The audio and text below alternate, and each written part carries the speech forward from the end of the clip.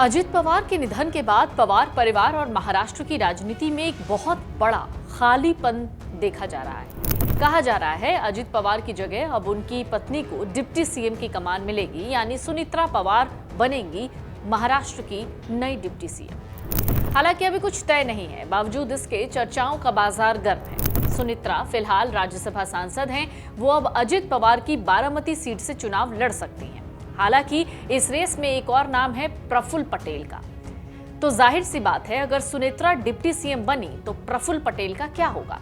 इसको समझने से पहले समझना होगा कि सुनेत्रा के डिप्टी सीएम बनने की संभावना कितनी है, या ये सिर्फ अटकलबाजी है। दरअसल अजित पवार की पत्नी सुनेत्रा पवार को डिप्टी सीएम बनाए जाने की मांग उठ रही है। ये मांग कैबिनेट मंत्री, एनसीपी के ही कैबिनेट मंत्री नरहरि झिरवाल ने उठाई है। सुनेत्रा पवार को उप मुख्यमंत्री बनाने की ये मांग उनकी जोरों पर है। सुनेत्रा पवार इस वक्त राज्यसभा सांसद हैं। एनसीपी अजित पवार गुट के साथ साथ शरद पवार गुट के नेता भी सुनेत्रा पवार से मिलने पहुंचे थे। सुनेत्रा पवार से मिलने पहुंचे शरद पवार गुट के नेताओं में जयंत पाटिल, अनिल देशमुख और शशिकांत शिंदे शामिल थे। सुनेत्रा पवार अजित पवार की पत्नी है। अगर पार्टी या गठबंधन को लगता है कि नेतृत्व में पवार ब्रांड जरूरी है, तो परिवार के किसी भरोसेमंद चेहरे को आगे लाना एक सुरक्षित विकल्प माना जाएगा। महाराष्ट्र की राजनीति में महिला डिप्टी सीएम अगर बनती हैं, तो महिला वोट बैंक शहरी ग्रामीण दोनों वर्गों को साधने का एक बड़ा राजनीतिक संदेश भी चला जाएगा। इससे पार्टी को समावेशी नेतृत्व की छवि भी मिलेगी। सूत्र कहते हैं जल्द ही मुंबई में पार्टी विधायकों की बैठक बुलाए जाने की संभावना है, जिसमें विधानसभा दल के नए नेता का चयन होगा। एक वरिष्ठ नेता का कहना है कि इस समय पार्टी की सबसे बड़ी प्राथमिकता है स्थिरता बनाए रखना और सरकार में अपनी स्थिति को मजबूत करना। अजित पवार के समर्थकों और पार्टी कार्यकर्ताओं के बीच ये मांग जोर पर है कि उनके बेटे के पार्थ या जय पवार को बारामती उपचुनाव में मैदान में उतारा जाएगा। इसको भी समझिएगा, अजित पवार के निधन के बाद वहां उपचुनाव की स्थिति बनी हुई है और स्थानीय नेताओं का मानना है पवार परिवार का कोई सदस्य वहां से चुनाव लड़ेगा तो पार्टी की जीत ही होगी। अजित पवार पहले ही संकेत दे चुके थे कि वो भविष्य में बारामती में नेतृत्व की जिम्मेदारी बेटे जय पवार को सौंपना चाहते हैं। बात अगर जय पवार की कर ले तो जय पवार ने दरअसल 2024 के चुनावी मौसम में स्थानीय इकाइयों के साथ कई बैठकें की थी, जबकि बड़े बेटे पार्थ पवार 2019 में मावल लोकसभा सीट से चुनाव लड़ चुके हैं। हालांकि उनको हार का सामना करना पड़ा था। अब इन सब के बीच सबसे बड़ा सवाल है, अगर डिप्टी सीएम सुनेत्रा पवार बनती हैं तो एनसीपी के कद्दावर चेहरे और सबसे पुराने नेता प्रफुल्ल पटेल का क्या होगा। दरअसल प्रफुल्ल पटेल फिलहाल एनसीपी अजित गुट के राष्ट्रीय कार्यकारी अध्यक्ष हैं। वो कभी महाराष्ट्र के पूर्व मुख्यमंत्री और एनसीपी प्रमुख शरद पवार के सबसे विश्वासी सहयोगी रहे।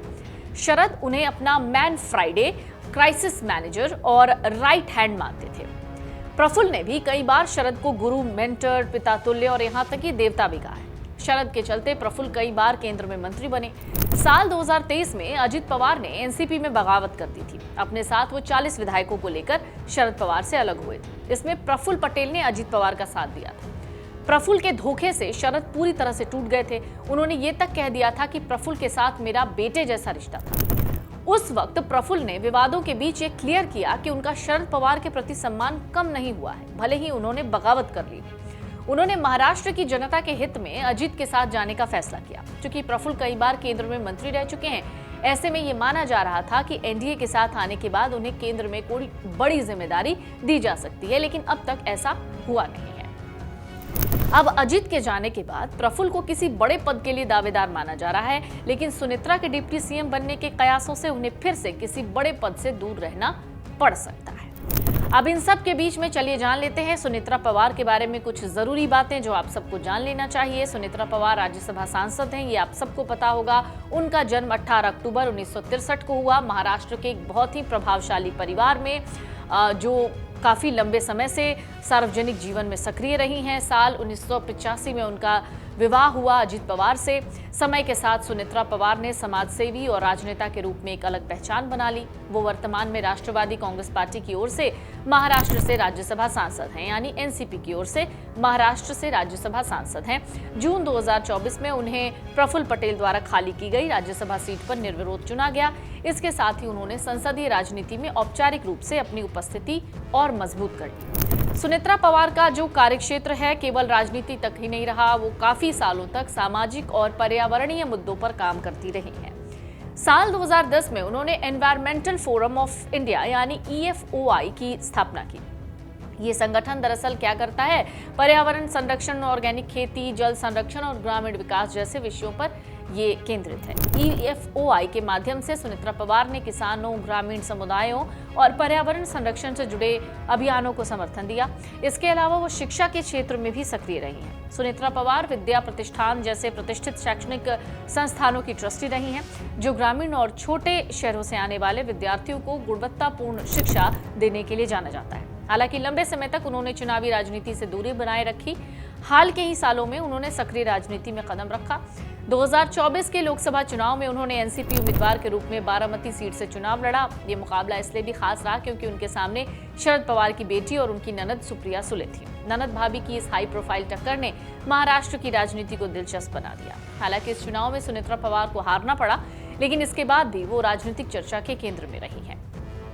अगर आप ये वीडियो YouTube पर देख रहे हैं तो हमारे चैनल को सब्सक्राइब कर बेल आइकन दबाएं और Facebook पर देख रहे हैं तो हमारे पेज को लाइक करें।